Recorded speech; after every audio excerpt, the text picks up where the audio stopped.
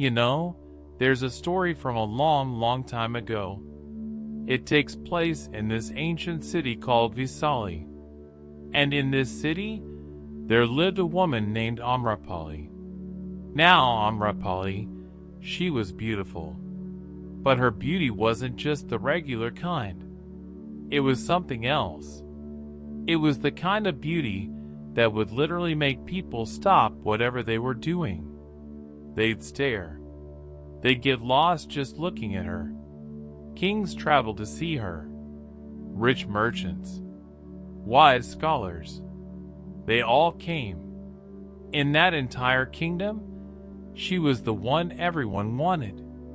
The most desired woman anyone could imagine. And yet, when the night was over, when the laughter finally faded out, and the music just stopped, and all those fancy perfumes drifted away, leaving nothing but silence, in those quiet moments, she felt it. This weight. This emptiness inside her. She lived in the middle of absolute abundance. She had everything you could possibly think to want. But something inside her, this little voice, it just kept whispering, "There has to be more than this. This can't be all there is." The thrill of pleasure, it had lost its excitement for her. It felt dull. Fame, it felt meaningless. She had everything the world could offer a person. And still, she felt hollow. Completely hollow. Like a beautiful golden cup, intricately designed, but completely empty on the inside, holding no water. Then, one morning, the whole city was buzzing. There was a new energy everywhere, and people were saying, "The Buddha is here. He's arrived." They talked about him, a man who had walked away from his own palace, who gave up his wealth, his power, and in doing so, he found a kind of peace that was priceless, a peace no king could ever buy. They said he moved with such a deep stillness that when he walked by, even the birds would stop singing. They'd just fall silent. And something in Amrapali, it stirred. It woke up. She felt this need, this deep, wordless curiosity to go and see him for herself. It wasn't a desire like she was used to. It was different. So she went. When she got to the place where the Buddha was sitting, she saw he was surrounded by his monks, his followers. And as she got closer, dressed in her fine silks, covered in jewels, carrying the weight of her entire reputation with her, she saw their faces. The disapproval, the judgment. It was clear. But the Buddha, he looked at her, and his eyes, they were different. They saw straight through the silks, straight through the jewels, straight through the reputation. He didn't see a prostitute. He didn't see a sinner. He didn't see a woman to be judged. He saw a soul that was trembling, a soul that was longing desperately for some kind of truth. And he smiled. That smile, it was unlike any smile she had ever seen in her entire life. It wasn't seductive. It wasn't full of pity. It wasn't distant. It was vast, deeply calm, overflowing with compassion. It was like the sky itself had looked right at her and said, without a single word, "You are enough." Amrapali bowed, and her voice, it trembled as she spoke. "Lord," she said so softly, "I have lived a life the world calls impure. Can someone like me, is it even possible for someone like me to ever find peace?" The Buddha's voice was gentle, like a soft breeze moving through the leaves of a tree. "My daughter," he said, "purity, It isn't about what you have done. It's about what you see. Right now. In this moment. A lotus flower, the most beautiful lotus, it grows right out of the mud. But it remains completely untouched by that mud. It isn't stained. What matters isn't the past.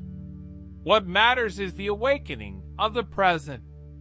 And in that single moment, she felt something inside her just melt. The shame she had carried for years, for her entire life, it started to dissolve. Right there in his silence.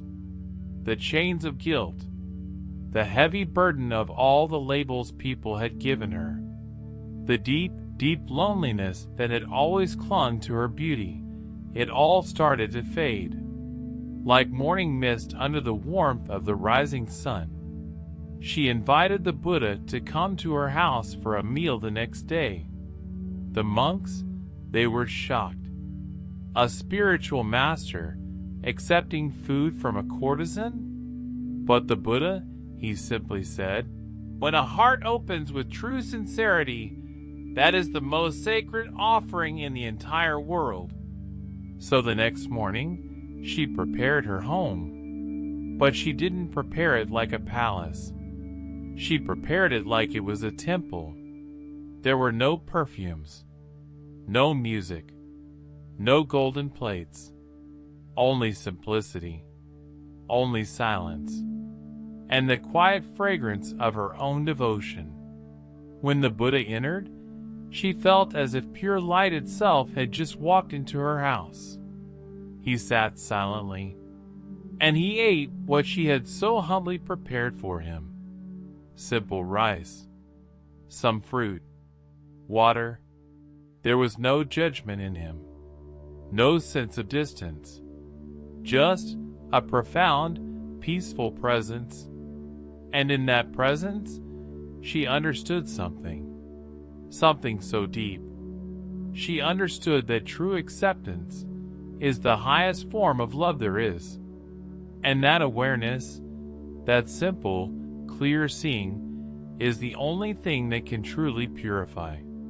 When he got up to leave, she bowed to him again, and she said, I have spent my whole life selling illusions. Today, I have seen truth. Let this house no longer serve desire. Let it serve awakening. She offered her garden and her entire home to the Buddha and his community. And that place, it later became a sacred monastery, a space where thousands of people would eventually come to meditate, to heal, to find their own awakening.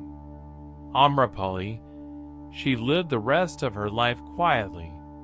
She was no longer a courtesan.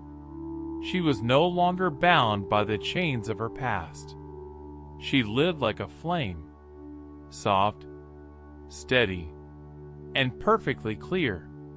People said that her beauty only deepened as time went on, but it wasn't a beauty of the body anymore. It came from the peace, the profound peace that now shone through her eyes. This story, it holds up a mirror to all of us, to every single one of us. We live in a world that is completely obsessed with labels. Rich, poor, sinner, saint, good, bad. We carry around these judgments about ourselves and about everyone else, as if the truth of a person depends entirely on their appearance, on what they've done. But the Buddha's silence in this story, it reveals something revolutionary. It shows us that no one, and I mean no one, is unworthy of awakening. Even the most broken person, the one society has condemned the most, the one everyone else has forgotten, they can bloom again. They can awaken. He didn't give her a long sermon. He didn't demand that she repent for her sins. He simply looked at her, without any judgment whatsoever. And in that gaze, she saw herself, not as the world had defined her for so long, but as existence itself had made her: pure, conscious, alive.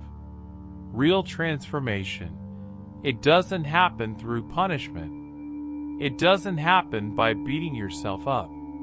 It happens through understanding. When light finally enters the heart, darkness just loses its meaning.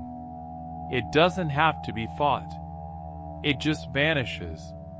The Buddha didn't forgive Amrapali. Why?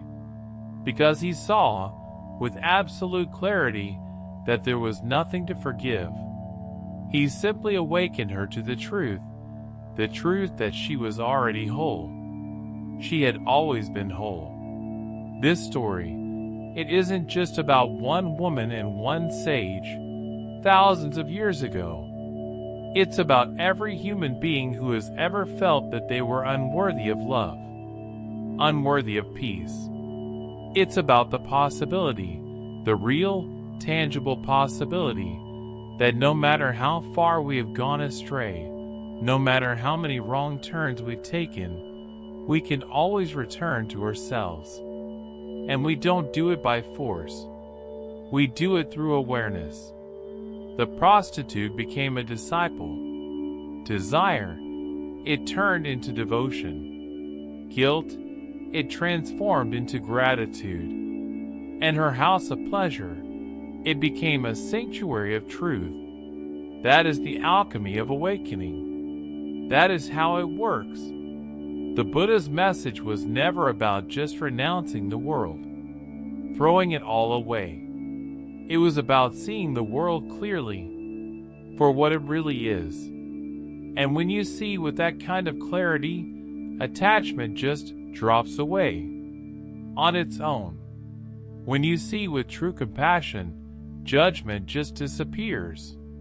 When you see from a place of deep silence, the mind, with all its noise, it just loses its power.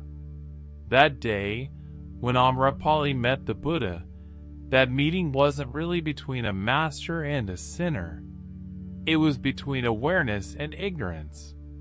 It was between light and shadow. And when the light appears, the shadow just vanishes. It can't stay. That is the very essence of enlightenment. So, remember this. Please remember this. No matter what your past contains, the present moment is always new. It's infinite. No matter how heavy your guilt feels, awareness can dissolve it in a single breath. You don't need to become pure. You only need to awaken to the purity that was never, ever lost. In the eyes of truth, there are no prostitutes. There are no saints. There are no sinners. There are only beings searching for their own light. And when that light is finally found, the search just ends. That is the story of the Buddha and Amrapali. A story not of forgiveness, but of seeing. Not of morality, but of love. Not of a woman changing her life, but of consciousness remembering itself. Because when you are seen, truly seen, without any judgment, you remember who you are. And in that remembrance, you are free.